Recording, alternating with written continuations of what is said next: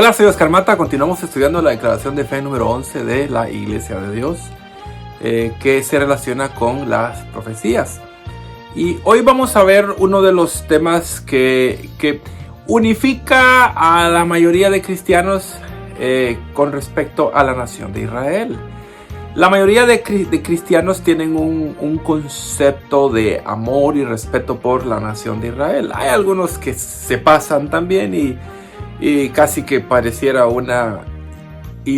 como que idolatraran al pueblo de Israel. Pero bueno, vamos a ver qué es lo que dice la Escritura, por lo menos en algo conciso. No podemos en esta plataforma pues extendernos demasiado.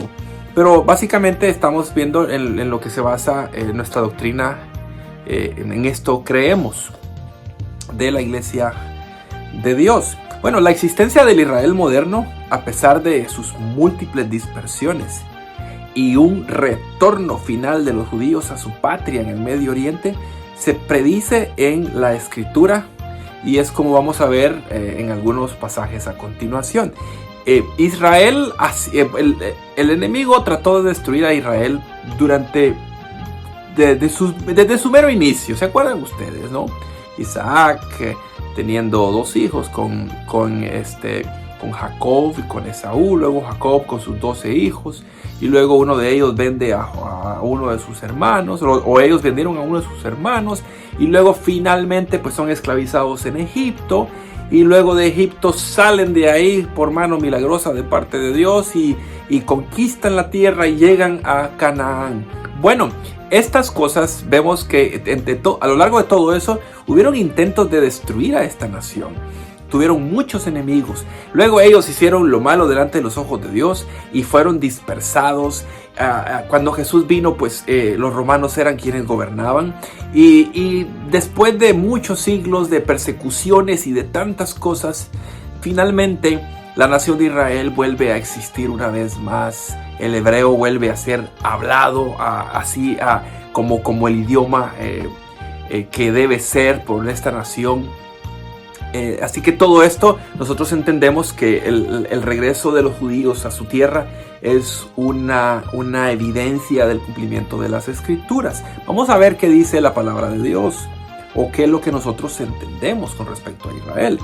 Bueno, vemos que en las promesas para Abraham, Isaac y Jacob, ahí vemos promesas de Dios de tierra y simiente para su primer pueblo escogido. No se nos debe olvidar que Israel fue el primer pueblo que Dios escogió.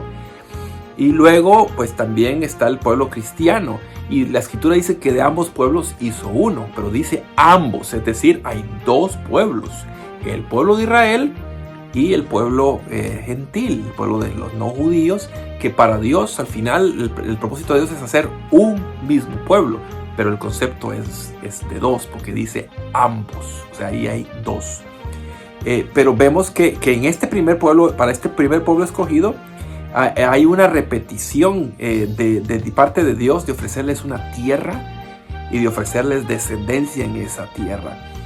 Mientras muchas de estas fueron cumplidas en la conquista y ocupación de Canaán antes de Cristo, pero contienen elementos de promesas que fácilmente sobreabundan a esa era.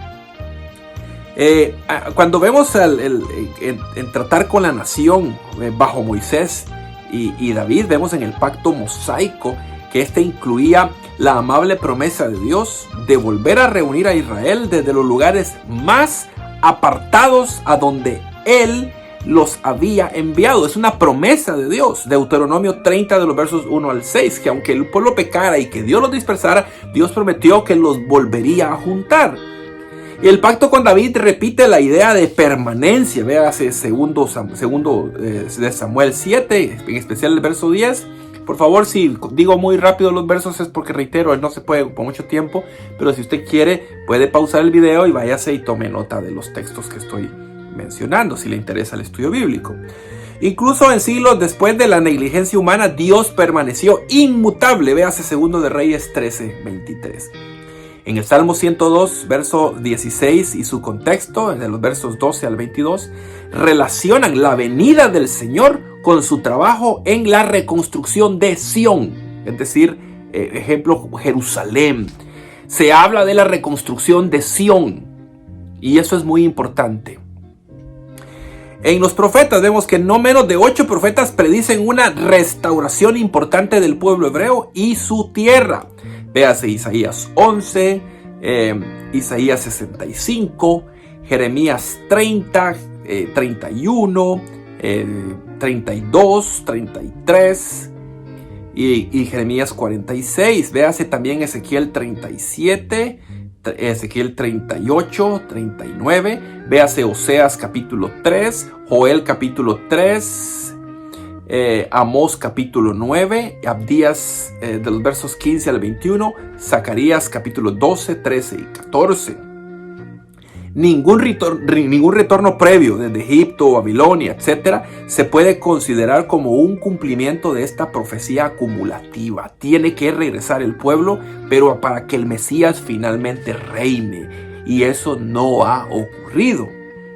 En las palabras de Jesús vemos que Cristo anticipó una gran destrucción y dispersión del pueblo judío de Jerusalén. Véase Lucas 21, de los versos 20 al 24.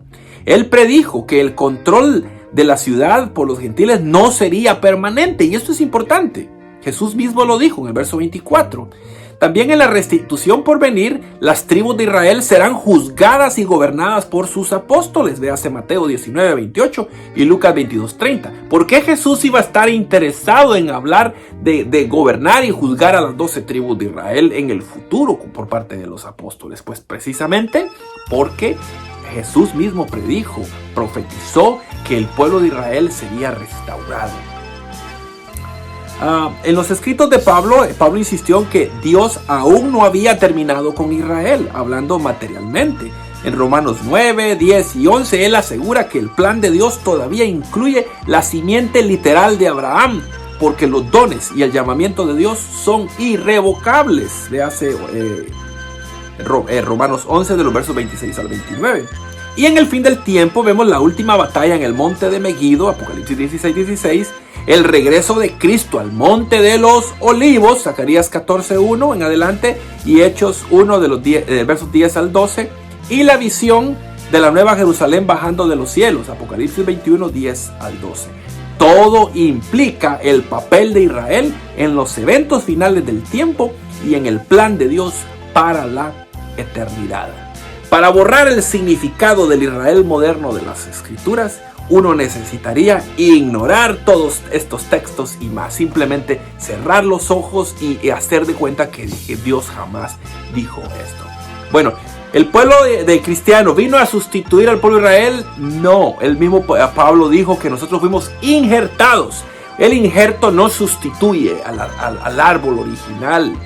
Simplemente las ramas fueron quebradas, nosotros fuimos injertados, pero el árbol continúa porque de ambos pueblos hizo uno. Y el propósito de Dios nunca fue destruir a Israel, el propósito de Dios fue restaurar a Israel. La restauración no se ha dado todavía, aunque ya empezó, pero la restauración se hará cuando el Mesías venga y descienda y ponga su pie o sus pies en el monte de los olivos. Entonces las cosas serán diferentes. Por ahora siguen siendo testarudos, no quieren creer en Jesús. Ahora alguien me dirá, ¿todos los judíos son salvos? Yo digo, eso no nos toca decirnos a nosotros. Porque, aunque hay un texto que dice que todo Israel será salvo, no se refiere, no debe entenderse en un sentido general, persona por persona, sino en el concepto de pueblo. El Israel finalmente será rescatado como pueblo. Y la escritura siempre le habla de remanente. Quiere decir que pues los que se perdieron, pero ese remanente será rescatado para la gloria de Dios y que se cumplan las escrituras, porque así es como Dios dijo. Decirlo de otra manera, pues bueno, es respetable, pero no tiene sustento bíblico. ¿Qué piensa usted de esto? Déjeme sus comentarios y que Dios bendiga su vida. Acuérdese, Israel cumplió un papel importante en las profecías, y que Israel ya exista otra vez como nación es un indicador de que nuestro Señor Jesucristo no tarda en venir. Ven, Señor Jesús, eso es lo que queremos. Paz a ustedes.